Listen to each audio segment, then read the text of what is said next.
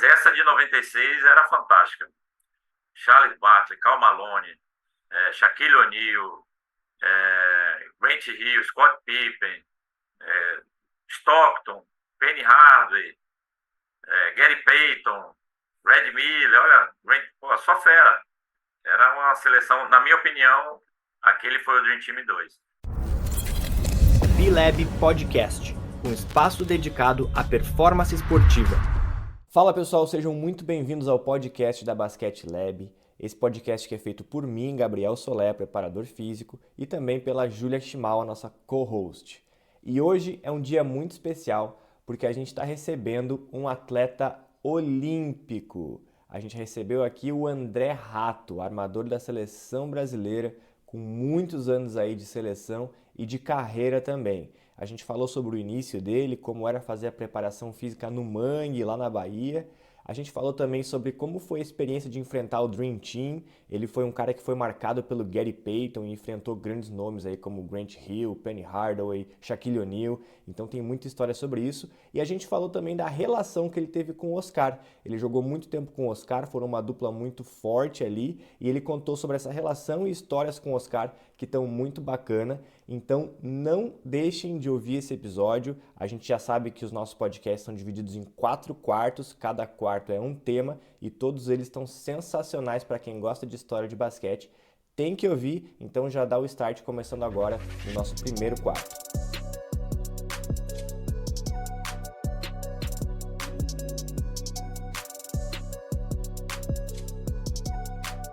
Bom, então vamos lá, começando nosso primeiro quarto.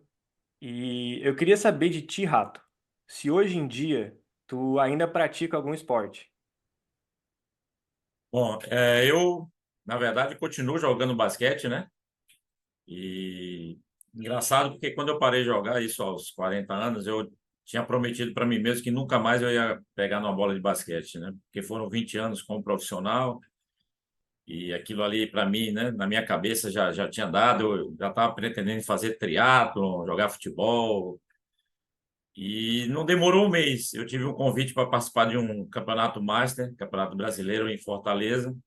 E o convite foi atrativo porque era para ficar no hotel, com tudo pago, para reforçar a equipe lá na época da Paraíba. Eu falei, para passar uma semaninha em Fortaleza, eu abro uma exceção. Eu vou jogar, vou voltar a jogar. Isso um mês depois que eu tinha parado de jogar. Só que aí o ambiente master é muito bacana. Não sei se você tem informações de como que é, cara. É fantástico. Porque você encontra os seus antigos ídolos, né? Reencontra companheiros que já tinham parado há algum tempo. E não tem mais aquela pressão né, da vida de profissional. As pessoas que estão ali estão por amor ao basquete, estão, né, porque gostam de basquete. E aí voltou uma coisa em mim que era o amor que eu tinha pelo basquete, que me fez jogar basquete. E aí no Master eu reencontrei tudo isso daí. E até hoje eu não parei.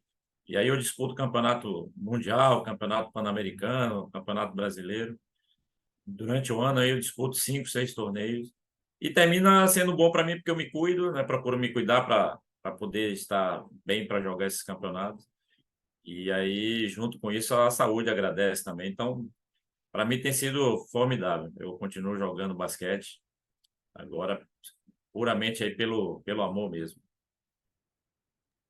Puxando aí, e na hora do jogo, assim, você não sente, você fica tranquilo, eu tô me divertindo, ou de vez em quando dá uma, meu Deus, preciso ganhar isso, e volta aquele sentimento de profissional? Olha, o frio na barriga ainda sente, isso aí não tem jeito. E, inclusive, eu falo para os meus garotos, né? Quando a gente vai ter algum jogo, eu sei que todos eles estão nervosos, né? Aquela ansiedade do jogo ali. E eu falo para eles, ó, eu sei que todo mundo vai estar com frio na barriga, está todo mundo nervoso, e isso é normal, não se preocupem com isso, porque eu estou aí com mais de 50 anos e jogo basquete há mais de 40, e até hoje eu sinto frio na barriga, e quando começa o jogo, que entra na quadra, aquela parte que é o ideal né, do Master, de confraternização, isso fica de lado, aí volta a competitividade e o bicho pega na quadra. O que é bom que mantém, né? Essa, essa, essa, essa motivação, essa vitalidade que a gente precisa ter para o jogo. Então, na hora que entra na quadra, a confraternização acaba, aí volta a competição e todos aqueles sentimentos, ansiedade, a briga, né, por ganhar, aquela questão de ganhar e perder. Então isso é legal, mantém essa chama aí da competitividade acesa ainda. Aham. Tu comentou no início da tua fala sobre reencontrar ídolos. Tu tem algum ídolo, especificamente no basquete brasileiro, assim? Ídolo. Cara, na verdade, meu ídolo sempre foi o Oscar, né? O maior, na Hum. verdade. Toda aquela geração que jogou com ele, né? Começando com os armadores, Mauri, Guerrinha, Cadu, que eram as minhas referências, porque eu sempre fui armador e eles eram a referência na seleção brasileira. E aí tinha Pipoca, Israel, Marcel, mas o que realmente, para mim, né, chamava mais atenção, como para o país inteiro, era o Oscar, pelos números, né, que ele tinha, pela forma como ele jogava. Então, o meu ídolo maior no basquete realmente foi e é o Oscar, né? Apesar de eu admirar bastante o pessoal antigo, né, que foram bicampeões mundiais na época, Vladimir Marques, Amaury Passo, né, quem conhece a história do basquete sabe a importância que esses dois aí tiveram. Mas eu não os vi jogar, eu só sei de histórias assim. E quem eu pude ver jogar e que aí, lógico, vem essa questão da admiração por estar vendo o desempenho, foi o Oscar, sem dúvida. Uhum. A gente vai falar bastante da tua história com o Oscar um pouquinho mais pra frente, mas nessa parte do teu de ídolos, né? Tu falou em quem te inspirou quando estava começando e tal.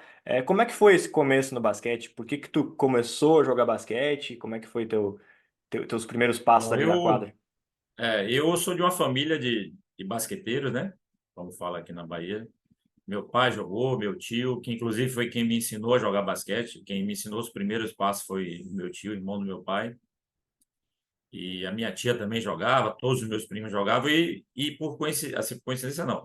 Uma coisa que é interessante é que eu não jogava basquete antes. Eu fazia natação e nadava bem, inclusive todo mundo achava que eu tinha futuro na natação. E eu sempre fui um jogador baixo, né? E quando eu era mais novo, eu era baixinho e magrinho, eu era bem magro. Então ninguém achava que o basquete era uma possibilidade para mim. Só que eu me achava sempre um estranho do ninho, né? Porque a família reunia, só se falava de basquete, ninguém falava de natação. E aí eu falava, não, vou jogar basquete também, né? Para fazer parte ali das conversas e tal. E nessa transição que eu tive da natação para jogar basquete, muitas pessoas falam, não, não abandona a natação, não, seu futuro é natação, o que é que você vai fazer no basquete? Justamente pela questão da minha altura, né? Da minha estatura. E não sei se você vai lembrar do Nilo, que era o armador, que era armador da época da Olimpíada lá de Moscou, de 80, ele jogou também a Olimpíada de 84, se não me engano, em Los Angeles. E o Nilo jogava na seleção e era o baixinho, que era a minha inspiração, era a minha referência. E aí eu falava para todo mundo, falava, pô, o Nilo joga, por que que eu não posso jogar, né? Porque ele era um baixinho e que se virava na quadra lá. Inclusive tem uma cena, um lance emblemático dele, no jogo contra a União Soviética, tinha um pivô de 2,20 chamado Katchenko. Não sei se você lembra ou chegou a ouvir essa história. E esse Katchenko, ele pega um rebote, quando ele baixa a bola, o Nilo vai e rouba a bola dele. E aí os narradores na época, se eu não me engano, o Luciano do Vale, aí enalteceu o Nilo, porque roubou a bola do gigante. E aquilo ali, para mim, foi uma grande inspiração. Falei, pô, olha o que o Nilo faz, olha o tamanho dele, ele consegue jogar. E aí foi que eu decidi, não, vou jogar basquete e tendo o Nilo como minha inspiração, assim, né? E isso eu já falei para ele algumas vezes, e ele fica super feliz por saber dessa história, porque ele, assim também como o ídolo, ele foi minha referência, minha inspiração. E aí foi que eu comecei minha história aqui na Bahia, com 10 anos de idade, por conta desse envolvimento familiar. E tu comentou assim que tu era baixinho e também quando começou era mais magro, né? Só que é engraçado porque na tua carreira tu sempre se destacou muito pela parte física. Como é Exatamente. que foi essa virada de chave para ti? Como é que foi a tua preparação ali, quando tu já adolescente, já mais adulto? Como é que tu te preparava e treinava, e tu conseguiu ter essa evolução física para se destacar durante a tua carreira? Vamos lá, boa pergunta isso aí, porque, na verdade, dentro do que você perguntou, foi, eu acho que o momento fundamental da minha história aí, né, como jogador. Porque eu como jogador, eu tinha o sonho de... Eu não sonhava com seleção brasileira, coisa muito distante. Seleção brasileira, pô, eu sou daqui de Salvador, do bairro periférico, né? Baixinho, magrinho. Então, seleção brasileira, eu nem imaginava, assim. Não era um sonho para mim. Agora, eu tinha vontade de jogar em São Paulo, que era o grande centro do basquete, sempre foi. Então, eu acho que era uma realização para quem gostava de jogar basquete ter a chance de jogar em São Paulo. Só que os jogadores daqui da Bahia que eventualmente iam para São Paulo eram os caras grandes, né? Que São Paulo vinha aqui, pegava os caras grandes para poder jogar. Não tinha na história do basquete baiano nenhum baixinho indo jogar em São Paulo. E aí eu pensei, bom, o que eu preciso fazer para um dia jogar em São Paulo? E talvez essa tenha sido uma das maiores qualidades que eu tive, foi de mesmo cedo eu já ter uma visão, né, do que eu precisava fazer, daquilo que eu queria alcançar e de como fazer. E eu ainda brinco com as pessoas que eu fui o precursor do CrossFit, porque eu pô, tinha ali 11, 12, 13 anos que começou essa coisa de, pô, quem sabe um dia jogar em São Paulo, e eu sabia dessas minhas carências, né? Então, eu falava, bom, eu sou baixinho, sou magrinho, então eu vou ter que me transformar, se eu sou baixinho, eu vou ter que ser o mais rápido, eu vou ter que ter vou ter que ter resistência para correr a quadra inteira, eu vou ter que ter a maior impulsão, eu vou ter que ter a maior agilidade, eu vou ter que ter mais habilidade do que todo mundo. E aí eu comecei a treinar sem orientação de ninguém, apenas por conta da minha, né, imaginação e de criar coisas para fazer. E aí eu fui me transformando e investindo justamente na questão física, porque eu não tinha uma quadra perto de casa que eu pudesse, eu vou ser especialista em arremesso. Eu treinava 2 vezes por semana só, 1 hora e meia, né, de treino, isso junto com mais 15, 20 atletas. Então, essa eficiência de finalização eu não ia ter. Mas eu tinha bola em casa, eu falava, opa, bola eu posso treinar em casa.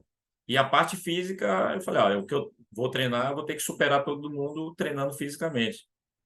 E essa história também eu costumo falar para as pessoas. Você conhece o mangue, sabe? Mangue onde pega caranguejo? Então. E aí eu vendo o filme do Rock 4, Rock Balboa contra o Drago, né? Se eu não me engano, foi 84, o ano do lançamento desse filme. E aí eu vendo o filme, aí eu vi lá o Rock ganhando do Drago, treinando no celeiro, correndo na neve, subindo montanha de neve. E ele ganhou do Drago né, na luta. E aí eu falei, pronto, já sei, é isso, vou treinar pra caramba. Mas eu tinha um problema que eu não ia achar neve aqui na Bahia, né? Como é que eu ia achar neve aqui? Né? Foi minha primeira grande barreira. E eu pensei, eu falei, já sei. Vou correr no Mangue, que era o lugar meu pai tem uma casa na Ilha Itaparica e ele sempre passava as férias lá, né? E às vezes eu ia lá, ficava dezembro, janeiro, fevereiro e pegava caranguejo, aquelas coisas de quem está na praia. E aí eu lembrava que o mangue, você pisa, a lama vem no joelho, né? Você pisa e fica meio que atolado ali. E aí eu falei, pronto, já sei, a neve que eu vou achar aqui na Bahia é o mangue. E aí eu passava minhas férias inteiras, acordava 5 horas da manhã, que não é fácil você ter essa disciplina, né? De mesmo dormindo tarde, na praia, com os amigos, aquela coisa de jovem, né? Adolescente de dormir tarde.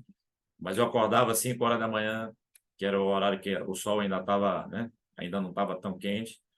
E aí eu corria ali 30, 40 minutos dentro do mangue. E quanto mais, porque o mangue tem lugares que a lama é mais durinha, tem outras que é mais mole, e eu ia buscando os lugares justamente que eram mais mole para poder trabalhar essa questão. E eu corria nas dunas de areia também, que aqui tem em Salvador, e eu corria nas dunas, dava os piques na duna, ficava em casa pulando corda, subia e descia escada, porque eu queria, né? Meu sonho era um dia enterrar. Pô, 1,80 m, para enterrar, você tem que ter uma impulsão boa, né? E eu consegui, depois de tudo isso, enterrar. Então, foi isso aí, cara. Eu fui transformando o meu corpo pensando em atingir esse objetivo, tudo de forma empírica e usando apenas a minha imaginação, né? Imaginando aquilo que poderia ser útil. E depois dos resultados eu vejo que ajudou bastante, porque eu terminei sendo diferente nessa questão física. Os objetivos que eu alcancei no basquete foram muito por conta da minha condição física. Tecnicamente, eu era igual ali a vários, eu acho.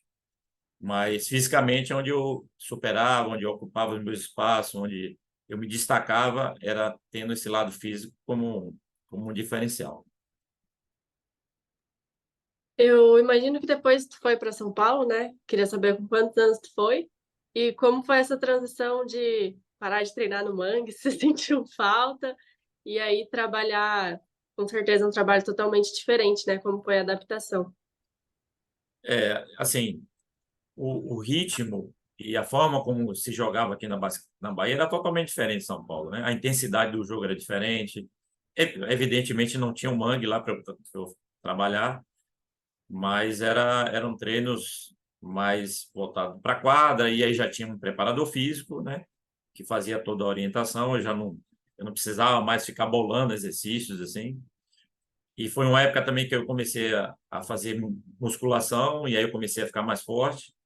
E por saber que eu precisava ter todas essas valências físicas melhor, né, que os outros, o treinamento físico para mim sempre foi minha prioridade. Na época que eu treinava, a gente às vezes de manhã fazia um treino físico e depois ia para a quadra para complementar o treino. E eu lembro que muitos atletas assim iam meio que se segurando na parte física para poder treinar bem na quadra.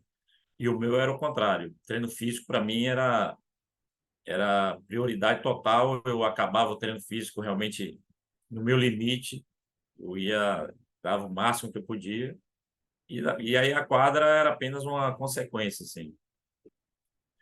É muito interessante a tua fala, porque eu acho que se assemelha muito a vida que muita gente que segue a Basket Lab lá tem, porque eu consigo relacionar muito com as mensagens que me mandam, sabe? De não ter espaço, não ter acesso a uma quadra, não ter um lugar de repente para fazer um trabalho físico. Então acho que vai ser bastante interessante para o pessoal escutar e ver como eles podem usar a imaginação, a criatividade, os filmes para se inspirar e conseguir treinar com o que tem, né? Mas o que é importante as pessoas entenderem, e aproveitando o gancho aí, é que, né, como você falou que você recebe muitas mensagens e tal. A primeira coisa é que hoje em dia o acesso à informação é muito fácil, né? Hoje nós temos internet aí com uma série de informações, inclusive eu já roubei muita informação sua. Até aproveitar para te elogiar aqui, o trabalho que você faz é fantástico. Eu sempre que eu podia, eu precisava de alguma coisa, eu ia lá no seu canal e sempre via alguma informação. Então, hoje é tudo muito mais fácil, né? E todo mundo precisa entender que as coisas não são fáceis para se atingir um objetivo. Eu gostaria muito de chegar aqui e poder falar, olha, fiquem tranquilos que tudo vai dar certo. Não, não é assim. Tem que ter muita dedicação, né, disciplina e doação realmente. Eu gostaria muito de falar para as pessoas que, fica tranquilo que vai conseguir, é fácil. Não é. Agora que tudo é possível. Se foi para mim, com todas essas situações que eu falei, morador de bairro periférico, de uma cidade onde o esporte não tem tanto desenvolvimento como é a Bahia aqui, né, Salvador. E ainda assim eu superei todas essas barreiras porque eu fui persistente, eu treinei. Então é importante que quem está ouvindo aí esteja atento a isso, que tudo é possível, lógico, mas tem que ter uma dedicação grande. E as informações estão aí, cara. Hoje, com a internet, você busca qualquer tipo de informação e é um pouquinho mais fácil do que na minha época. Na minha época, realmente, eu tinha que depender apenas da minha criatividade mesmo, assim. Hoje, não. Hoje você tem informações que podem meio que orientando aí o que fazer. Perfeito. E a gente já falou um pouquinho de como tu começou ali, a tua parte física e tudo mais. Eu queria que tu fizesse um comparativo do Rato do início da carreira profissional no basquete com o Rato do final. Falou que se aposentou ali com 40 anos, né? Como é que era Isso. o Rato lá do início, fisicamente, mas também na quadra, estilo de jogo, comparado com o Rato de final de carreira? Mudou muita coisa pra ti na quadra? Mudou, cara, mudou. Mudou e justamente pela questão física mesmo. né? Quando eu comecei a minha carreira ali, até os meus 30 anos, eu era muito explosivo, infiltrava bastante. Meu jogo era muito mais de infiltração, né? De finalizar com infiltração ou dando assistência. E arremesso não era uma prioridade, eu não fazia parte assim do meu jogo como base do meu jogo, né? É lógico, eu procurava ter um bom arremesso, né, para ter um bom aproveitamento, mas em termos de volume de jogo, meu jogo era diferente. Meu jogo era basicamente de infiltração. E aí o tempo foi passando, aí você vai, né, perdendo fisicamente, você vai perdendo um pouco da potência, né, sei lá, você que entende melhor que isso aí do que eu, você não perde um pouco nessa questão. E um detalhe que foi marcante para mim, que aí eu comecei a perceber as mudanças, é que a partir ali dos meus 32, 33 anos, eu comecei a achar que os caras estavam marcando melhor. Eu falei, pô, o pessoal hoje em dia está marcando melhor, né? Eu já não consigo mais cortar, os caras marcam bem. Mas aí eu fui entendendo que, na verdade, não é que a marcação ficou melhor, é que eu já não tinha mais a mesma explosão, né, de quando eu tinha 23, 24 anos. E aí é que também tem outra questão que as pessoas têm que estar atentas, e de você estar entendendo o jogo e estar entendendo as situações e se adaptar, né? E aí eu fui entendendo isso e aí eu comecei a mudar. Eu passei a ser mais, a arremessar um pouco mais, a selecionar mais esses momentos de corte, né? Aproveitar um momento de desequilíbrio maior e aí sim fazer infiltração. E quando eu encerrei aos 40 anos, meu jogo aí já era totalmente diferente. Eu infiltrava uma, duas bolas e chutava 20, né? Porque o interessante é o basquete te permite isso. O importante é você saber a forma que você pode ser útil para o time. Tinha um momento que eu usava a minha força, minha velocidade, minha explosão. Chegou uma hora que eu já não levava tanta vantagem. Então, eu tive que arrumar uma outra forma de continuar sendo útil, né, de continuar fazendo a diferença em quadra, sem essa explosão. Então, aí, o basquete eu acho que permite isso, né? O basquete é um jogo que as pessoas que jogam com inteligência e jogam entendendo o jogo, essas pessoas levam uma vantagem no jogo. Então, eu consegui, na verdade, transformar o meu jogo por conta dessas valências físicas aí que elas foram mudando. E eu, graças a Deus, eu me adaptei e terminei com um jogo totalmente diferente em termos de característica, mas ainda assim tentando ser útil, né, para o resultado da partida. Como é que foi o teu histórico de lesão durante a carreira? Teve muita lesão ou teve pouco? Teve alguma lesão séria? Nada, cara, nada. Minhas lesões eram musculares, né? As lesões que eu tive, ou uma entorse, que aí você salta, pisa no pé de alguém e torce o tornozelo. E na minha época não tinha muito essa preocupação ou cuidado, ou na verdade era uma necessidade, você não podia ficar fora, né? Então eu torcia o tornozelo ficava ali inchado, você já fazia uma fisioterapia, e 2, 3 dias você voltava e meio mancando, tornozelo inchado, e você não para, eu pelo menos não parava de treinar por conta disso, né? E até para não dar chance, pô, sou titular, se eu ficar 15, 20 dias fora, vai entrar outro, né? Daqui a pouco joga bem e passa a ser o titular e eu vou para o banco. Então, até para não dar essa chance também, então eu não ficava fora, não, cara. O único momento que realmente tinha que ficar fora era a lesão muscular, que aí você não tem como conseguir conciliar, né? Realmente você tem que ficar fora. Mas também foram poucas vezes. Eu nunca tive problema de lesão no joelho, que precisasse passar por cirurgia. Eu, graças a Deus, tenho que agradecer, né?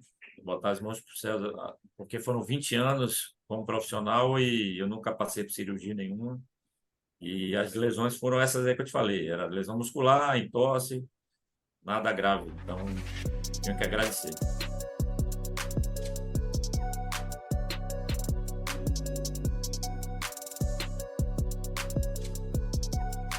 Bom, vamos lá então, iniciando o segundo quarto, e a gente vai falar da experiência do Rato nas Olimpíadas, nos Jogos Olímpicos, na verdade, de Atlanta em 1996.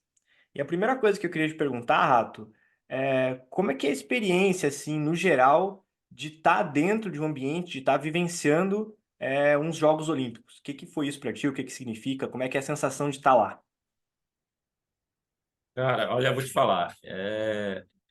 Para mim, na minha avaliação como atleta, é o ápice, né? É o momento que, se você tem a oportunidade de estar lá, você fala, poxa, valeu a pena. Consegui, naquela época, né? Era o ápice, assim. Hoje, eu acho que para quem joga basquete, talvez estar na NBA seria um objetivo maior, né? Mas naquela época, você participar de uma Olimpíada, assim, era o sonho. E eu lembro do momento do desfile, né, de abertura, que até então eu só tinha visto pela televisão, quando tinha as Olimpíadas, a gente ficava acompanhando a abertura. E de repente eu estava ali, cara, entrando no estádio para participar da solenidade de abertura. E aí você lembra, né, desde o início, né, com 10 anos, correndo no mangue, com o apoio da família, né, os perrengues que passou, e aí você passa um filme lembrando de tudo isso, e é emocionante. E só que, se eu tiver, eu só participei da Olimpíada de Atlanta, né? Na de 2000 a gente não conseguiu classificar, mas eu tive uma postura assim que, se eu tivesse uma segunda oportunidade, eu me comportaria diferente. Eu fiquei muito assim me preocupando em olhar, observar tudo aquilo, porque pô, era um sonho, eu estava ali vivendo um sonho. Então, eu estava andando e todo mundo ali na frente da televisão, mandando tchau para a família, né? Mandando beijinho, tirando foto, e eu ali só caminhando, sério, olhando, procurando registrar todo aquele momento, que foi importante também isso, né? Hoje eu lembro perfeitamente de cada detalhe que eu ficava olhando. Mas se eu tivesse uma segunda oportunidade, eu ia ser aquele lá de ficar na frente da câmera, mandando beijinho, porque era uma festa, né, cara? E eu muito sério ali, muito concentrado e curtindo aquele momento para mim, assim. Mas para mim esse momento foi um momento marcante. Se pudesse falar assim, qual é o momento do auge da sua carreira? Foi esse momento, por tudo aquilo que eu senti naquele momento ali no desfile, né, de passar esse filme na cabeça e de se sentir realizado. Esse desfile de abertura foi o ápice da minha carreira, assim. E como que é a preparação para ir para uns Jogos Olímpicos? Quanto tempo antes vocês se reuniram? E como é que era lá, assim, dava tempo de treinar ou não tinha treino? Como é que era essa rotina de equipe mesmo? O período de treinamento na época, a gente, se eu não me engano, teve 2 meses e meio, né? Porque a gente acabou a temporada, aí já se apresentou. Eu não lembro se na época a gente disputou Sul-Americano, acho que não. Mas aí a gente fez uma série de amistosos, fomos para a China, inclusive participar de um torneio na China. Então foi um período longo, assim, a gente ia na seleção e ficava um tempo bom treinando. E durante a Olimpíada a gente jogava um dia e folgava no outro, treinava um dia e folgava no outro. Então esse treino, né, entre um jogo e outro era mais ali para ver, consertar alguma coisa jogada, né, treinar finalização, arremesso, era um treino mais tranquilo. E antes da Olimpíada também a gente fez uma série de jogos amistosos, inclusive contra os Estados Unidos, que teve um jogo até que estava 28-26 nesse jogo amistoso aí, e a gente conseguiu, né, levar um jogo durante um bom tempo ali, bem equilibrado. E aí, a partir desse momento, o técnico dos Estados Unidos pediu um tempo, e aí eles começaram a marcar mais forte, aí também a gente teve algumas substituições, aí eles terminaram abrindo 30 pontos ali. Então, a gente teve esse momento de pré-Olimpíada de fazer bons jogos, inclusive fizemos um amistoso também contra a Lituânia, que jogava o Sabonis, e ganhamos esse jogo amistoso, inclusive, do time da Lituânia. E eu vou falar um nome aqui, eu não lembro se é Matiulenis ou Matelunes. Ele jogou até na NBA. Eu não lembro exatamente o nome dele. E era um outro craque, né, que jogava no time da Lituânia. E aí a gente conseguiu ganhar esse amistoso uma semana antes da Olimpíada. Então, nosso período pré-olímpico foi esse aí, com esses jogos amistosos e com, se eu não me engano, dois meses de treino. E vocês assistiam outros esportes lá, tipo atletismo, alguma coisa que tu lembra, assim, que te chamou a atenção ou não dava tempo? Não, cara, não. Eu sei que depois a gente vai falar sobre o Oscar, eu sei, mas meu companheiro de quarto era o Oscar. Então, além de eu ter a responsabilidade, né, pô, eu era o armador titular, né, minha primeira Olimpíada. Então, eu só dormia, treinava, comia, dormia, treinava no quarto. E o Oscar era essa rotina, né? O Oscar não tinha esse negócio de sair, passear, ver outros esportes, não. O negócio dele era treinar, jogar, comer, descansar, treinar. E eu, como companheiro de quarto dele, eu tinha que ir no ritmo, né? E que para mim estava bom também, estava ótimo, porque era uma rotina que para mim também me satisfazia. Eu me sentia bem assim, né? Tendo o tempo inteiro ali me preparando para jogar. Então eu não tive esse momento de desfrutar outros esportes ou de sair pela Vila Olímpica passeando, eu não tive isso. Por essas situações que eu falei. Primeiro, pela minha cobrança pessoal, né? De estar ali como titular na minha primeira Olimpíada, eu tinha que render bem. E do meu lado lá, o Chimitão, não era brincadeira não. As coisas não saíssem do jeito dele, ele dava expor, dava bronca, porque ele já tinha 35, 36 anos ali, 37, se eu não me engano. E ele era bem exigente, assim. Mas não me Não tinha arrependo, muito o não. que Eu faria fazer. de novo. Não aproveitei, né, outras coisas, mas faria tudo de novo. Perfeito. Maravilha. E aí, dentro, nesses Jogos Olímpicos de 96, vocês tiveram um enfrentamento com os Estados Unidos, que tinha ali não o Dream Team, né, o oficial de 92, mas era um outro Dream Team, né, também, que estava cheio de estrelas ali. Eu queria te perguntar um pouco sobre esse enfrentamento, especificamente com os Estados Unidos. O que que tu traz de destaque da preparação para esse jogo? O que que foi falado? Como é que vocês se prepararam? Também o lado mental para o jogo, se vocês acreditavam que vocês podiam ganhar, fazer um bom enfrentamento. E depois falar um pouquinho sobre as principais diferenças do jogo e da parte física dos atletas americanos comparados com vocês. Então, primeiro, Vamos a lá. preparação para o jogo, a parte mental e depois as diferenças mais notáveis, assim. Tá. Eu acho que esse time dos Estados Unidos, de Atlanta, eu considero esse o Dream Team 2 na verdade, né? Porque teve que esse foi fantástico, que foi o de Barcelona. E eu joguei em 94, tinha uma seleção dos Estados Unidos, joguei no pré-olímpico em 99, era uma outra. Vi outras seleções aí sendo formadas, mas essa de 96 era fantástica.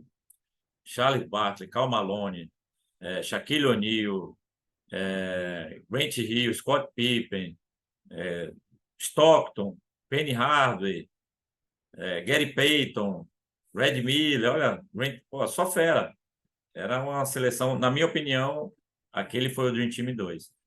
E na questão da preparação para o jogo, na época o técnico era o Ari Vidal, e a ideia dele era que a gente primeiro trabalhasse bem a bola, gastasse o tempo, para que os caras corressem um pouco atrás da gente, cansassem um pouco, né? Para que não desse volume de contra-ataque. Quando a gente tivesse que finalizar, teria que ser momento que a gente tivesse bem equilibrado. Tanto que eu vendo os meus jogos, vendo esse jogo, alguns lances, é nítido a minha postura ali de estar sempre protegendo bem a bola, o Gary Payton marcando, o outro armador me apertando ali. Eu sempre, primeiro, a preocupação era justamente garantir a posse de bola, trabalhar a jogada. Então teve esse lado. E o lado da motivação, né, cara? Aí, pô, você não dorme na noite anterior, imagina. Saber que você vai pegar Shaquille O'Neal pela frente. No meu caso, o Gary Payton era considerado o melhor marcador da NBA na época, o melhor defensor. Pô, e era ele que ia me marcar. Então, imagina eu sabendo a responsabilidade que eu ia ter no jogo contra eles. Então, teve esse lado também de dessa preparação psicológica.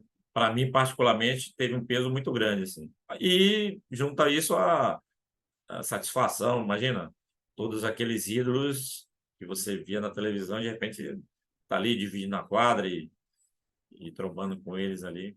Foi uma experiência fantástica.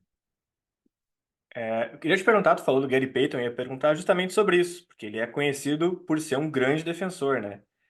Como é que foi na quadra ali a sensação de estar sendo marcado por ele? Tu notou muita diferença realmente em relação a outros jogadores que te marcaram? Tu teve que ter uma atenção especial? Foi mais difícil de proteger a bola? Como é que foi a sensação da quadra ali? É, eu cometi o grande erro de ter roubado a bola dele, né? Logo começou o jogo, ele entrou. E era a minha especialidade, né? Meu apelido é Rato por isso, né? E eu tive essa felicidade ou infelicidade de conseguir roubar uma bola dele. E a partir daí ele passou o jogo inteiro querendo retribuir, né? Querendo roubar também a bola. Agora, você imagina ele sendo um dos melhores, ou o melhor marcador do mundo, e ali com aquela vontade de querer roubar a bola. Eu olhava para ele lá, ele estava sentado, a bunda dele quase batendo no chão ali para me marcar. Eu batia de um lado, ele estava aqui. Eu girava, quando eu girava para o outro lado, ele já estava lá de novo. Não foi fácil, não. Eu falei, pô, por que que eu fui mexer com o Gary Payton? Mas felizmente ele não roubou bola, não. Tudo bem que ficou tudo mais difícil para mim, mas pelo menos eu consegui não dar essa chance aí dele dar o troco de roubar uma bola minha, né? Mas que ficou difícil, ficou. Teve alguma comunicação entre vocês e os jogadores dos Estados Unidos? Algum trash talk, alguma conversa ali na quadra ou nada? Nada. Primeiro que o inglesinho era horroroso, né? Então nem me atrevia, nem me atrevia a conversar ali. E eles também não, porque tá jogando ali. Imagina que da parte dele vai precisar de um trash talk. Eu não lembro. Até o Gary Payton, que era o que mais chamava atenção na época disso aí, ou um dos que mais chamava atenção, ele era bem provocador em quadra, assim, mas comigo não teve nenhum momento dele me falar alguma coisa ou dirigir a palavra assim. Justamente assim, eles estavam no nível, né, acima, então eles não precisavam desestabilizar ninguém ou entrar nesse lado de provocação. E muito menos a gente, né? Deixa eles quietinhos lá que é melhor. Não mexe não, porque deixa eles jogarem tranquilo. Eu ia perguntar assim, tirando os Estados Unidos, né, que é totalmente diferente de jogar contra, durante essa Olimpíada, qual foi a seleção que vocês tinham uma certa rivalidade, assim, que era um jogo que vocês consideravam muito importante? Vamos lá. Por rivalidade, foi boa essa pergunta, hein? Parece até que você deu uma estudada antes, hein? Parabéns. Porque, ó, a gente tinha uma rivalidade grande com Porto Rico, histórica, né?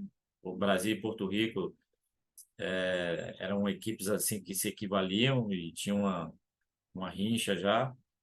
E por coincidência foi nosso primeiro jogo na Olimpíada, o jogo de abertura. E a gente sabia que era um jogo que ali poderia já traçar o nosso futuro ali, né? Quem ganhasse o jogo provavelmente ia ter um caminho melhor pela frente. E nós ganhamos, se eu não me engano, de 2 ou 3 pontos. Nesse jogo, o Oscar fez, se eu não me engano, 43 ou 48 pontos. O Oscar destruiu com o jogo, graças a Deus. E a gente conseguiu fazer um jogo equilibrado ali, mas o jogo que realmente exigia bastante por essa rivalidade histórica realmente foi Porto Rico e por ser o primeiro jogo de estreia que, né, sempre tem esse peso emocional maior, né, a estreia de uma Olimpíada ainda. Para mim, então, a gente estreia na Olimpíada com um time que tem já uma tradição de competitiva, assim, mas foi bacana e felizmente nós ganhamos. E foi um jogo apertado, não lembro exatamente o placar, não sei se a gente ganhou ali de 2 ou 4 pontos. Eu lembro desse detalhe do Oscar que carregou aí o time com 43 ou 48 pontos. Como que eram os enfrentamentos com os times europeus nessa época? Então, a gente conseguia até competir bem. Por exemplo, da Grécia a gente perdeu, se eu não me engano, de 2 ou 3 pontos também. E só que um time que destoava dos times europeus e que até terminou fazendo a final com os Estados Unidos na época era a Iugoslávia, né? E tinha um armador chamado Djordjevic, um careca, que jogador fantástico. Ele jogou também no Real Madrid. Eu não lembro se ele jogou na NBA, mas era um jogador fantástico. E eles, cara, eles tinham uma intensidade no jogo. A Iugoslávia meteu 20 pontos na gente. E, assim, por característica, né? A minha característica de parte física, de correr, pô, eu senti uma dificuldade para acompanhar o ritmo dos caras, só para você ver em que nível que eles estavam, né? E na final eles engrossaram assim. Eu acho que perderam de 15 pontos, mas naquela época perder de 15 pontos, ou 10 ou 15 pontos, era engrossar o jogo, né? E eles conseguiram fazer um jogo na final lá da Olimpíada até equilibrado com os Estados Unidos.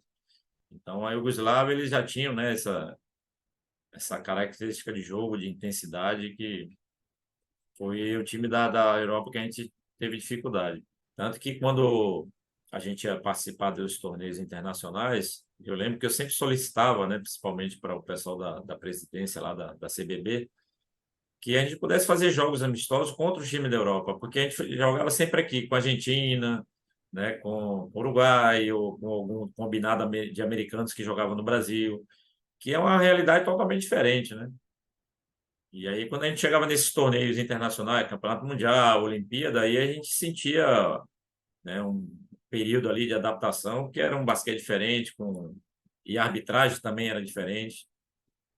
Então, a gente cobrava bastante, mas entendia também que tinha questão financeira, né? Porque ou você ia ter que sair do Brasil para ir lá, ter todo o gasto de fazer jogos amistosos, ou trazer o Brasil alguma equipe da Europa. Então, tem a questão de gasto que é um impeditivo para isso acontecer. Mas era uma coisa que eu acho que, olhando para trás, assim, eu acho que atrapalhava bem a gente. A gente só ia ter essa referência de filosofia de trabalho quando a gente confrontava contra eles, mas ali na quadra. Quer dizer, a gente ia aprender durante a própria competição ali, a adaptação com a arbitragem e com esse estilo de jogo europeu, que é bem diferente.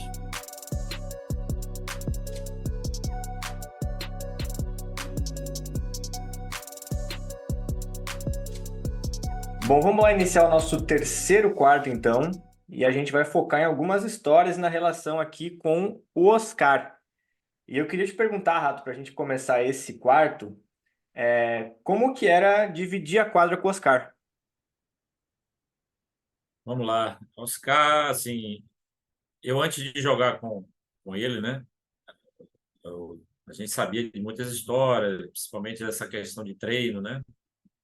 A questão dos 1.000 arremessos, que ele sempre falava e as pessoas falavam disso. E quando eu fui jogar ao lado dele, ele na seleção, isso ele já com 37, 38 anos, e depois ele foi para o Flamengo, aí ele já com 42 anos. E eu joguei com ele até os 45 anos dele, né? E incrivelmente, e não vou dizer surpreendentemente, mas é uma forma de você até reconhecer o talento dele e que tudo que ele fez, ele conseguia todo dia fazer os 1.000 arremessos dele. Eu achava que, na verdade, era folclore, né? Toda aquela história de 1.000 arremessos e tal, mas eu pude ver que não era, não. Era todo dia. E não sei se você já passou por essa experiência de tentar fazer 1.000 arremessos num dia. Você precisa estar muito disposto, você precisa estar muito focado e concentrado, porque imagina, você dá um chute, dá o segundo chute, dá o terceiro, e você pensar que você vai ter que chegar até né, o 1.000º arremesso, você tem que ter paciência, você tem que ter, né, perseverança ali e foco. Então, se tem algo que eu posso realmente observar dessa convivência e trazer como lição para a vida e que eu posso passar para as pessoas é a forma como ele sempre levou essa questão do treinamento dele. E não à toa ele só foi ultrapassado agora, né, pelo LeBron, que lá o LeBron faz 80 partidas por ano, então, né, joga mais minutos também. Então, se você somar a quantidade de jogos com mais minutos, porque na regra FIBA são 40 minutos. LeBron James joga na NBA, que são 48 minutos. Então, teoricamente, ele joga mais tempo, né? Tem mais tempo para fazer ponto do que o Oscar. Mas não tirando o mérito do LeBron, lógico, mas apenas para reforçar o tipo de alcance que ele conseguiu, né? Durante muito tempo aí ser o recordista de pontos, e não é à toa. Tanto que ele fala que ele não é mão santa, né? Porque mão santa dá aquela ideia de que o cara recebeu um dom e por isso que ele mete bola daquele jeito. E ele fala que ele é mão treinada, cara. E realmente, inclusive, tinha momentos que eu falava para ele, fala, Chimitão, pô, você já não precisa provar mais nada para ninguém, né? Você não precisa, pô, treinar 2 vezes por dia, do mesmo jeito que a gente treina. Às vezes você podia poupar um pouco.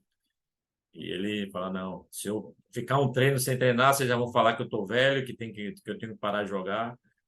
E nessa toada aí ele foi até os 46 anos, e fazendo 30 pontos por jogo, e muito por conta dessa obstinação que ele tinha e essa disciplina. e treinar 1.000 arremessos por dia. Eu fico imaginando, hoje em dia tem máquina de rebote, né? Não sei se você já viu. Tem uma rede assim, a bola cai. Fico imaginando quantos Tem, arremessos ele ia fazer se ele tivesse acesso a uma máquina dessa. Meu Deus do céu. no mínimo, o dobro. Imagina. Não, se bem que para todo mundo também, né, seria. Eu também, se eu tivesse uma máquina dessa à minha disposição, eu também arremessaria É, mais. Mas o que é bom a gente frisar é isso, com toda essa dificuldade, que não tinha nada disso, lógico, tinha também alguém para pegar a bola para ele. Pelo menos na época do Flamengo e na seleção, sempre tinha alguém para pegar a bola para ele. Mas mesmo assim, você ir lá e fazer 1.000 arremessos, eu tive uma época que eu joguei na Telemar, que era o time que era o time dele, né? Ele que montou o time. E na época ele teve a visão de que eu ia jogar no time dele de lateral, eu não ia ser armador. Porque a época que ele jogou comigo no Flamengo, ele percebeu que eu tinha um bom arremesso. E ele falava: Não, Rato, você não vai jogar de armador no meu time, que eu não vou desperdiçar o potencial que você tem de arremesso, você armando o jogo. Você vai jogar de lateral, você vai ser chutador do time. E aí, para não decepcioná-lo, eu falei: Não, vou fazer o que ele fazia a vida inteira, né? E aí passei durante esse ano na Telemar treinando 1.000 arremessos todo dia. E não foi à toa que eu tive a melhor temporada da minha carreira foi esse ano na Telemar. Eu estava com 35 anos. E em termos de número, foi minha melhor temporada. E muito por conta desse treino que eu fazia. Eu treinava todo dia 1.000 arremessos. Por isso que eu estou falando, não é fácil, cara. Você tem que estar muito determinado, assim, muito focado. Porque eu ia de manhã, chegava uma hora antes, ia lá, fazia 500 arremessos. À tarde eu ia, chegava uma hora antes, fazia mais 500 arremessos. E aí, lógico, que aí o arremesso, a mão fica na forma, a confiança vai lá para cima, e quando você está confiante, está com a mão calibrada, a bola cai, e aí vira um círculo virtuoso, né? Você está confiante, a bola cai, e a bola caindo aumenta mais sua confiança, mas tudo por conta do treinamento. Então, eu tive essa lição com ele de que a dedicação é o que faz você ser diferente, assim. Como que era ser armador no time do Oscar? Se ele Ah, pegava muito no seu pé de, ó, a bola é pra mim, o que que tem que fazer? pois é, tinha algumas coisas ruins, mas na verdade o que eu achava ruim era a minha postura perante os meus companheiros, né? Porque realmente a maior parte das bolas eu passava para os caras. Tinha que ser assim, né? Era assim. E aí eu terminava não passando muitas bolas para os outros companheiros. Então, perante os meus companheiros, eu me via numa situação que não era muito agradável, porque eu queria agradar todo mundo. Por mim, eu distribuiria o jogo, né, de forma igual. Eu tinha, por características, me dava prazer de servir os meus companheiros. Mas lá, jogando com o Oscar, não tinha. Primeiro, porque ele absorvia muito o jogo. E, incrivelmente, mesmo ele sem tanta mobilidade, ele estava sempre livre, porque ele dava umas trombadas nos marcadores dele e dava um passo para o lado, e 1 metro de distância para ele é um latifúndio, né? Então, eu tinha que passar a bola. Então, eu tinha esse lado ruim né, perante os meus companheiros. Mas, para mim, particularmente, eu achava ótimo, porque ele me garantia muitas assistências, né? Então, na hora das estatísticas, eu estava sempre brigando pela liderança de assistência dos campeonatos que eu participava, porque ele já me garantia bastante assistência. E outra coisa, eu aproveitava que o marcador dele não ia ajudar de forma nenhuma. Quando eu queria fazer alguma cesta, eu falava para ele, eu falei: Chimitão, agora faz um bloqueio para mim aí, para eu bater para dentro, fazer uma cesta. E aí, quando ele vinha fazer bloqueio, ninguém ajudava. Imagina que o marcador dele ia largar ele para vir me marcar. Então, era a hora que eu utilizava bem esse fato de jogar do lado do Oscar, entendeu? Então, para mim, eu achava ótimo, olhando de uma forma individual para aquilo que era bom para mim, né? Então, eu nunca. As pessoas falam: devia ser ruim jogar do lado do Oscar. Para mim, não foi, não. Para mim, eu vou te falar que eu gostava e gostava bastante. E por esse lado pô, estar do lado de uma lenda, né, cara? Para mim, pô, imagina, poder passar a bola ali para ele e contribuir para que ele mantivesse essa questão dele aí de pontuador, de cestinha. Então, para mim, a história foi muito legal. E na época do Flamengo mesmo, eu fiquei conhecido como parceiro do Oscar, né? A dupla. A gente tinha algumas jogadas que a gente combinava de fazer. Então, eu era meio que o parceiro dele em quadra. Então, para mim, eu nunca vi como um problema, não. Muito pelo contrário, foi uma experiência bem bacana. Vocês tinham alguma jogada ou movimentação específica que sempre dava muito certo, assim? Tinha, cara, tinha. Tinha uma jogada que, né, é a chifre, que todo mundo faz isso, eu vejo aí direto. Ele ficava do meu lado direito e aí tinha um pivô, né, do lado esquerdo. Então, uma hora eu levava para o lado do pivô, o pivô fazia um bloqueio, eu fazia isso umas duas vezes. Na terceira, eu levava a bola como se eu fosse usar o bloqueio, só que eu mudava a direção, como se estivesse cortando para dentro do garrafão ali, no meio do, né, do chifre ali. E aí o meu marcador, lógico, que dava um passo para trás para me marcar. E nesse momento, o Oscar saía dali, né, da região do lance livre e dava um passo para além de três. E aí eu me deslocava para me colocar entre o marcador dele e ele, né? E eu largava a bola para ele e já fazia o bloqueio. Então, ele saía livre, cara. E era uma jogada que todo mundo sabia, que a gente fazia bastante. Só que sempre dava certo, porque eu procurava variar, né? Eu fazia umas duas, três vezes pro lado, eu saía pro lado do pivô, pro lado esquerdo. E aí, quando eu combinava com ele, eu voltava e já largava a bola na barriga dele, ou no peito, assim, e já entrava fazendo bloqueio para o pivô, no marcador dele. Quer dizer, o marcador dele ficava no meu bloqueio, e o meu marcador dava um passo para dentro para me marcar. Então, terminava que eu levava dois marcadores e ele ficava livre. E aí você deixar o Oscar de frente para a cesta livre. Por isso que eu estou falando que ele garantiu muitas assistências para mim. Ele não errava, né? Quando se fala em Oscar, todo mundo, a primeira coisa que pensa é no arremesso, né? É isso que fazia ele diferente mesmo, ou tem outras características ofensivas dele que tornavam ele esse jogador tão especial para marcar ponto? É, assim, as pessoas têm uma visão errada de achar que era só isso, e não era. Ele tinha um trabalho de pivô, de pé de pivô excelente. Ele tinha paciência com a bola na mão para fintar. Ele, às vezes, quando caía no pivô, ele fintava um, fintava dois, fintava três, ficava rodando. Quando você menos esperava, ele ia lá e fazia a bola. Ele, com todo aquele tamanho que ele tinha, já ali no final de carreira, pesado, ele conseguia cortar todo mundo, cara. E eu falava, pô, eu não consigo cortar com essa facilidade que ele corta, né? Mas por que que ele conseguia fazer isso? Como ele era um cara grande, e o arremesso dele ele botava, né? O arremesso dele era de cima da cabeça. Se ele botasse a bola aqui, você não fosse lá, né? O marcador não fosse lá atrapalhar, ele ia arremessar e metia a bola de qualquer jeito. Então, quando ele botava a bola em cima da cabeça, naturalmente o marcador encostava nele para ficar o mais próximo possível para poder atrapalhar o arremesso. E aí, nessa hora que o marcador encostava nele, ele já passava o braço, já dava uma batida e pronto, conseguia cortar. Quer dizer, era uma coisa tão simples, mas ele só conseguia isso por ele ter essa característica de um arremesso alto e de todo mundo saber que ele ia arremessar mesmo. Se não fosse lá para colar nele e contestar o arremesso, ele ia arremessar mesmo, não tinha essa. E aí, no momento que o marcador colava nele para estar perto, para atrapalhar, era onde ele cortava. Ele só passava o braço e ele, daquele jeitão dele, pesadão e tal, e ele ia, cara. Era impressionante. E eu falava, não é possível. Eu não consigo cortar e os caras cortam todo mundo. Mas para você ver que não era só a questão do arremesso, né? Ele E, tinha, lógico, o arremesso como carro-chefe, mas ele, quando caía de pivô ali, ele se virava e era eficiente. Era um jogador diferente. e na defesa?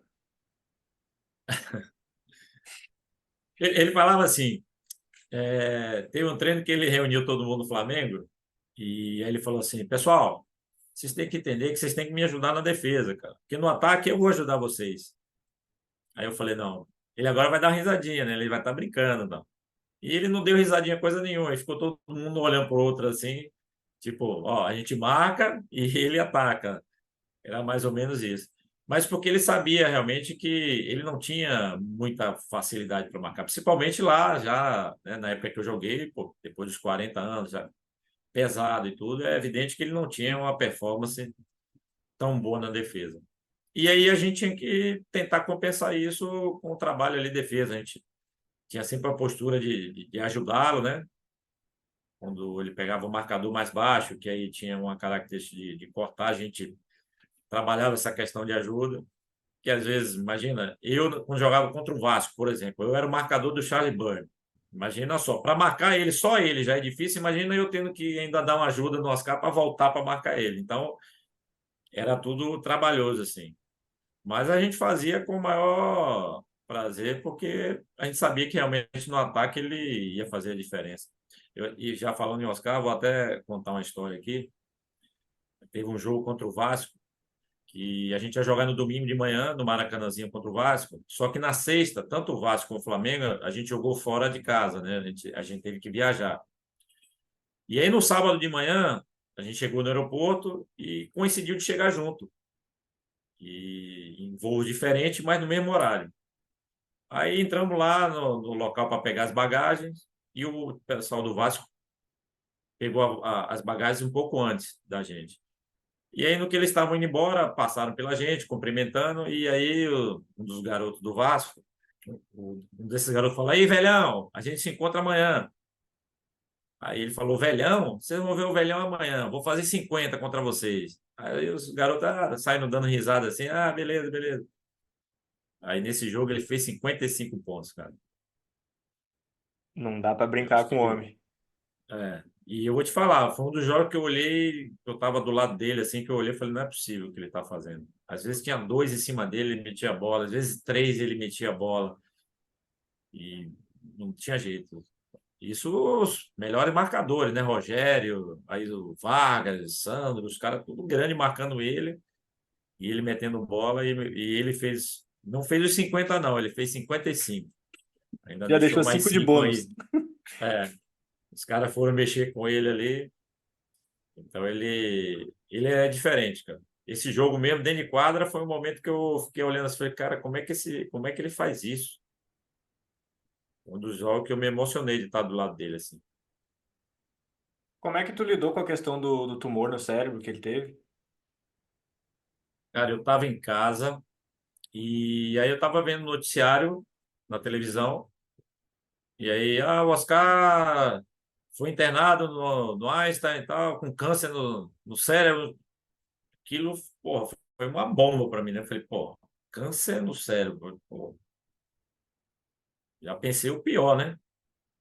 Aí peguei o telefone, liguei para ele, aí ele atendeu, né? Eu nem achava que ele ia atender, porque eu nem sabia qual era a condição dele. Mas falei, de repente alguém vai atender. Aí ele atendeu. Aí, ô, Chimitão, tudo bem? Ele, ô, Rato, fala aí. Eu falei, ó, eu ouvi dizer que você estava, né, no hospital, tá tudo bem? Ele, não, tô aqui. Eu falei, mas o que aconteceu? Ele, tô com câncer no cérebro. Eu falei, pô, cara, você fala com essa naturalidade? Ele, fazer o quê? De repente eu posso morrer disso, mas não tem outro jeito. E eu falei, cara, eu tô aqui morrendo aqui de estar falando e você com essa naturalidade. Aí eu fui lá visitá-lo, né?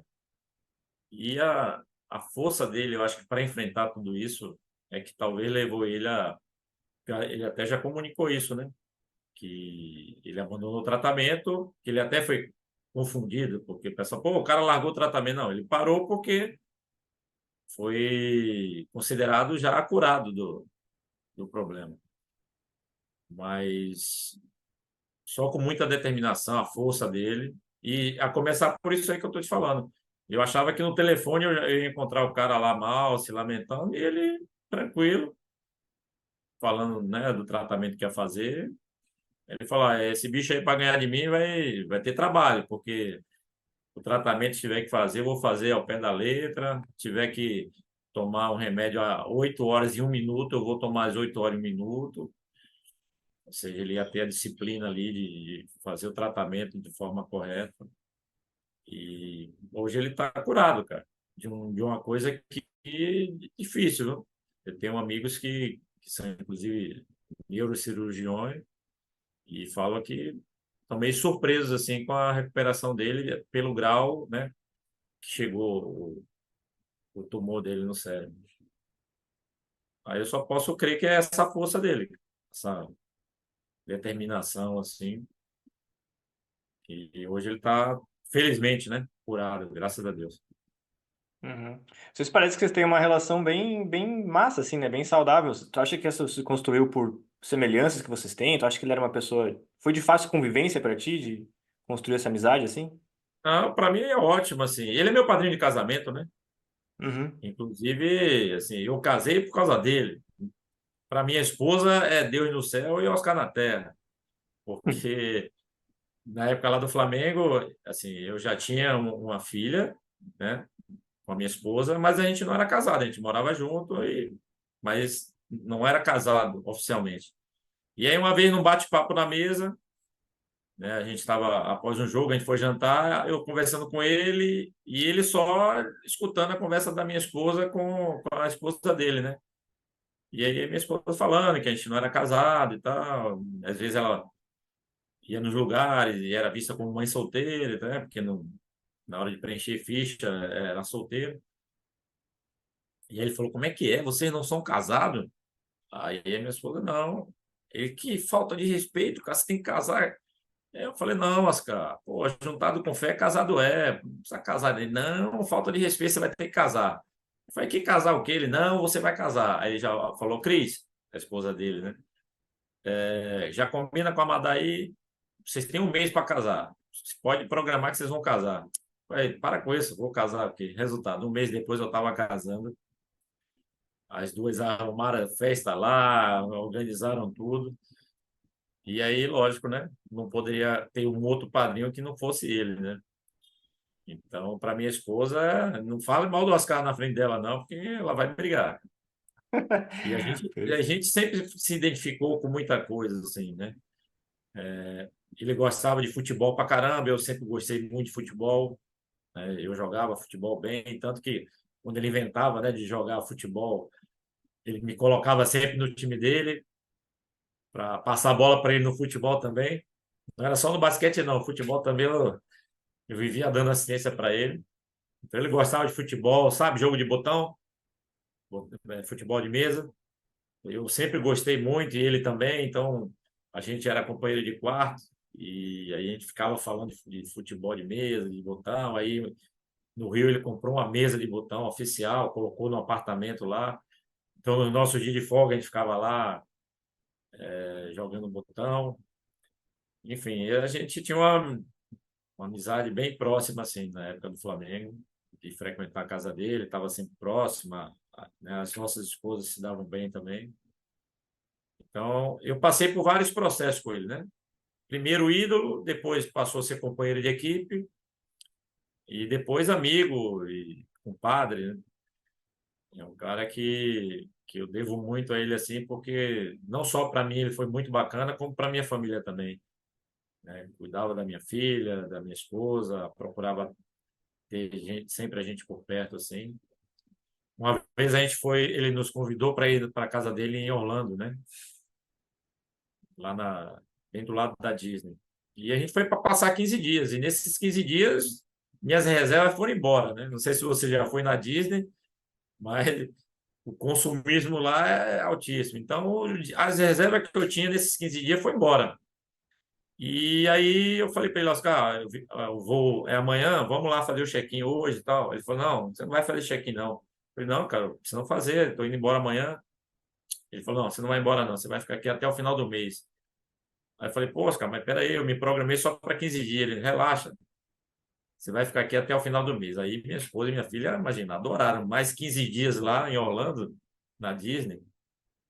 Então, assim, um cara que fez isso, né? Não é só para mim, para minha família. Só tenho que ser grato e defendê-lo sempre que eu posso, né? Porque muitas pessoas às vezes não entendem certas coisas e os críticos de plantão que existem sempre, né, na vida da gente. Mas e ele é um cara que para mim particularmente eu não tenho o que falar dele, não. Para mim ele foi um cara bacana como companheiro de equipe e para minha família também. Sim. Tu acha que ele teria sido um grande jogador da NBA se ele tivesse ido para lá?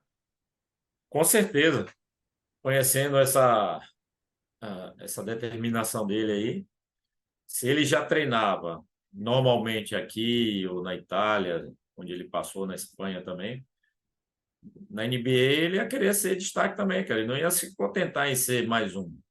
Ele não E ia tinha ser. capacidade para isso. Ah, tinha, né? Isso aqui, ó. a parte psicológica dele, ele sempre foi muito forte. Ele não ia se contentar em ser um cara, um coadjuvante lá na NBA. Ele ia querer ser um dos tops, se não o top. E para isso ele ia treinar e ninguém ia treinar mais que ele. E se tivesse que dormir na quadra, ele ia dormir. Então, eu não tenho dúvida nenhuma que ele seria um destaque, né? Se não, talvez individualmente, em estilo de jogo, mas em termos de pontuação e de eficiência, com certeza. Não tenho dúvida nenhuma disso.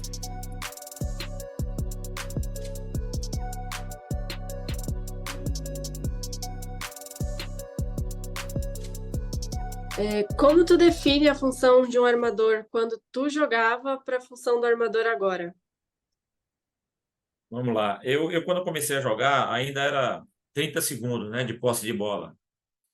E a característica de jogo, coletivamente falando, era diferente de hoje em dia. Os armadores, na minha época, eles eram obrigados a conduzir o ritmo do jogo, né, a pedir a jogada, porque eram várias jogadas, que era o tal do jogo fechado, né, que chamam. Então, a preocupação nessa época, o armador ele tinha que entender do jogo, ele tinha que ter leitura do jogo. Tanto que quando eu cheguei em São Paulo, eu conversando com os jogadores mais velhos, né, mais experientes, é sempre essa orientação que passava para mim, né, de eu ter que estar entendendo, tendo a responsabilidade que o armador tinha, né, de conduzir o jogo e tal. E tinha muito essa coisa de você pedir jogadas, e geralmente aqui no Brasil, pelo menos, o jogo era baseado na finalização de laterais, porque a gente tinha como referência na época Oscar, Marcel. Então, os laterais é que tinham essa responsabilidade e a função de finalizar mais.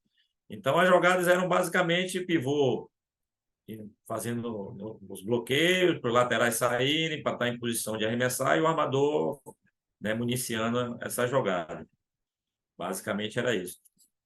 E hoje eu vejo que não se dá. Na verdade, o armador não tem tanto esse domínio específico dele ser o cara de municiar todo mundo. Eu vejo também hoje o jogo muito baseado em em jogo de dupla, né? De pick and roll, jogo bastante aberto, todo mundo bem aberto. Então não se tem mais aquele jogo de tanta movimentação ofensiva, buscando bloqueio para os laterais finalizar. Então, eu acho que se tem alguma coisa que possa fazer uma comparação da minha época para hoje em dia, é esse tipo de jogo. Hoje o armador ele tem que ser muito bom de jogo de dupla, né? Intensidade também de transição, de pôr, dar velocidade no jogo. E, sobretudo, jogar de dupla. Coisa que na minha época não tinha tanto jogo de dupla assim. Não se priorizava, né? Você tinha jogo de dupla para dar uma sequência na jogada e aí achar um outro passe na frente.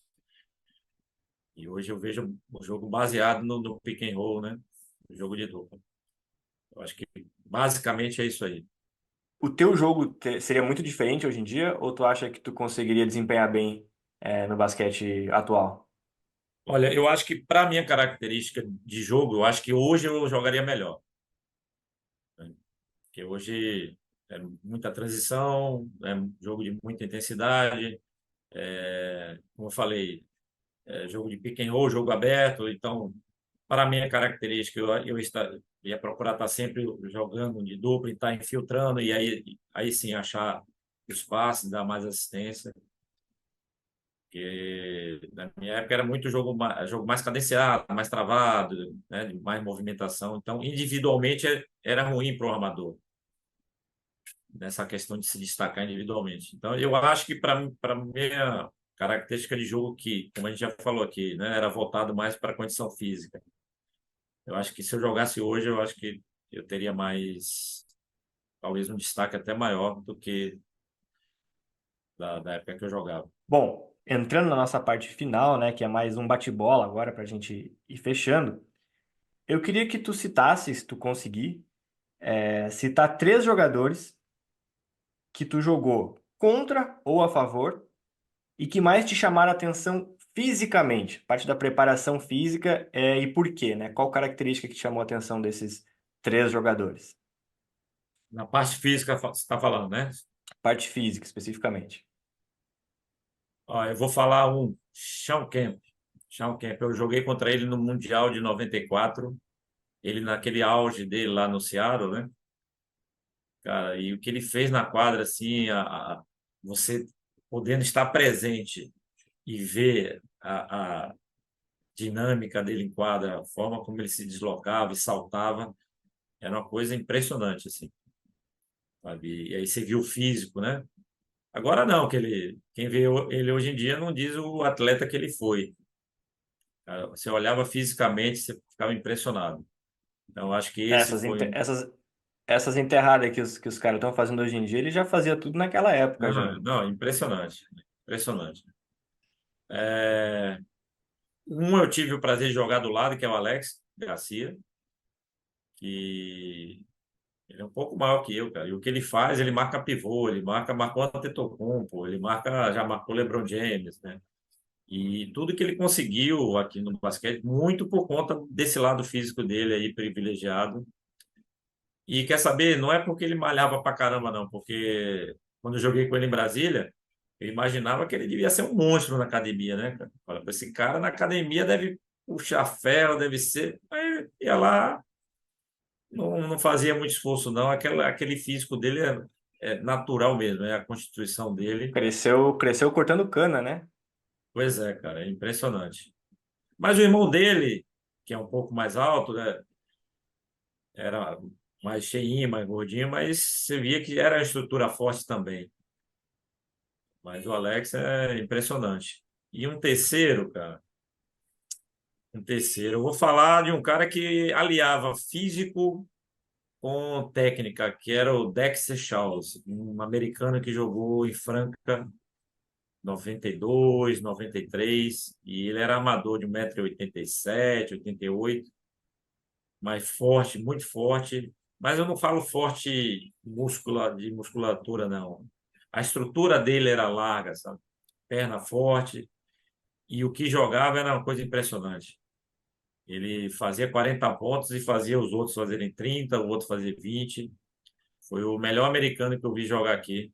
E marcava pra caramba, porque tinha perna forte, né, e tinha muita habilidade, aí explosão, batia para dentro, às vezes enterrava na cabeça dos pivôs lá e dava assistência para todo mundo.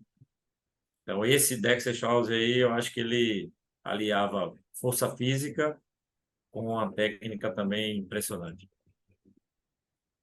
Perfeito.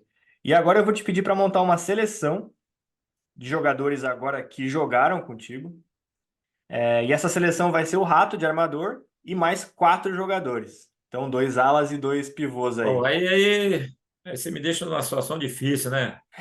Eu posso cometer alguma injustiça. Mas vamos lá. Oscar, com certeza, né?